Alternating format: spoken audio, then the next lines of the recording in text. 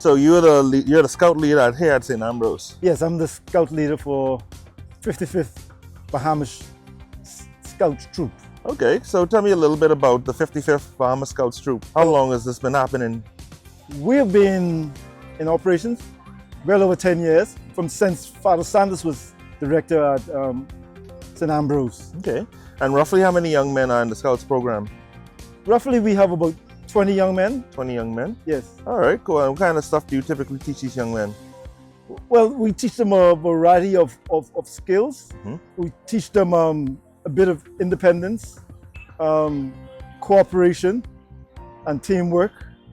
We teach them some survival skills. Like today we were drilling them on knowing the direction, teaching them a bit of outdoor living, camping, how to cook on an open fire, and actually how to live in a tent if it becomes necessary. All right. And teach them a few basic knots. Okay.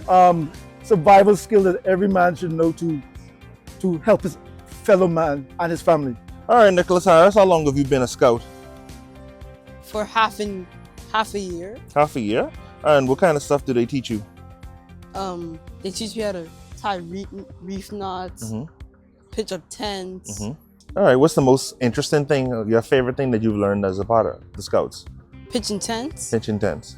All right, awesome, thank you. How long have you been working with the sunflowers here at St. Ambrose? I've been working with the sunflowers 16 years. 16? Yes, Wow. I brought my 3 daughters here and I never left. Okay, so how many young ladies do you currently have in the program? Right now we have 10 little girls. We can go anywhere from 10. We have been up to 28 Up to before, 28? through the years. Yes. And what kind of activities do you usually have the young girls doing? Well, as you know, Sunflowers is the youngest level of Girl Guides. So it is our aim to prepare them for the other levels. So we introduce them to social skills, social graces, manners, fine motor skills.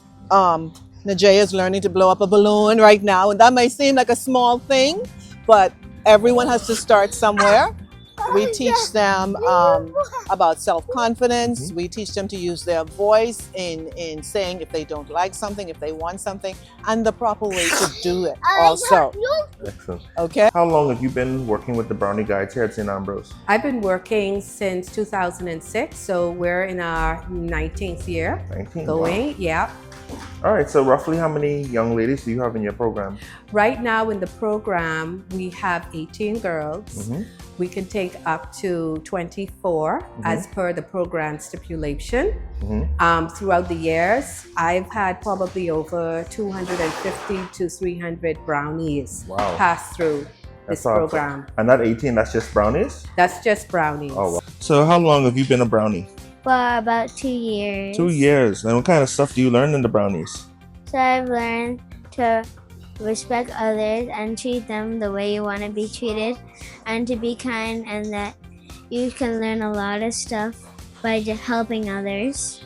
I heard the Brownie Guide promise a few minutes ago. What's your favorite part of the Brownie Guide promise? A brownie guide thinks of others before herself. That's very important. All right, thank you. I've been involved with Girl Guides about 18 years. 18 years. And what kind of activities do you have the ladies in your age group doing? Well, I have the girls who are 10 to 14. And so they have come up from the brownies and now they're a little more mature. And so we usually start on the outside with outdoor activities and games and songs. And then we move inside on the porch. Sometimes we move inside, sometimes we stay outdoors. And we do patrols. That's like a small group. We do work in our small groups. Today we learned about the trefoil and the guide law, and how it's important for us to think about what we do to make sure we're following the principles of guiding. All right, and what's your favorite thing to teach? Camping. Camping. Camping. That's a popular answer today. All right, thank you. Thank you. All right, and you are a? Ranger. All right, what is a ranger? A ranger is the highest level of Girl Guide as a girl that you can get. And we are the ones that set the example for the younger ones. And we get to do more traveling, experience more advanced things in the program. All right, I heard you talking a little bit about traveling earlier. Yeah. So tell me, what are like the main 3 differences between the rangers versus the guides and the brownies and sunflowers? Well, start with the sunflowers. The sunflowers are the ones that are just being indoctrinated into the world of Girl Guides. So we first of all, just introduce them into selling cookies and learning what a Girl Guide is all about. Then brownies is where we get a little more advanced. You start to go camping and you do all of those extra sorts of stuff and you get to earn badges. You have fun badges and then you have badges that go on your official sash, which is the brown uniform with the yellow sash and the yellow tie. And then from there, you go on to guides.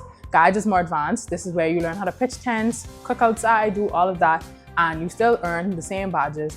And you usually have 2 years in sunflowers, 4 years in brownies, 4 years in guides, and then you move up to ranges where, well, with St. Ambrose, we get to plan our own meetings. We do all sorts of fun things. You still camp outside, you get to travel, you do a load of different things, and it's just a really fun experience. That sounds great. Simple example, we are having a meeting away because there'll be a wedding here at where we have our meetings, and we're going to the fish fry next to the beach, and we're going to have a cultural experience day, and we're just going to go out there, have some fun as Girl Guides and just experience all those different things. And we just, speak to each other, talk, let us know what we want, and then we go from there. I think I would have come in 2008. 2008? 16 years, I think. When I was listening to your play, it's an amazing band. Roughly how many members do you have in the band currently? About 70. Now, the core group would be about 30. And that's a group that I was working with in the shed. In the new Sunday school room? The Sunday school room, right. All right, that's amazing. So what about the other guys? How do you coordinate? The other groups, the core book deals with beginners. And when we say beginners, that's the persons who are touching an instrument for the very first time. Then we have Asia, who is on the porch over on this side, who deals with mainly woodwinds, who are a little bit ahead of the beginners group.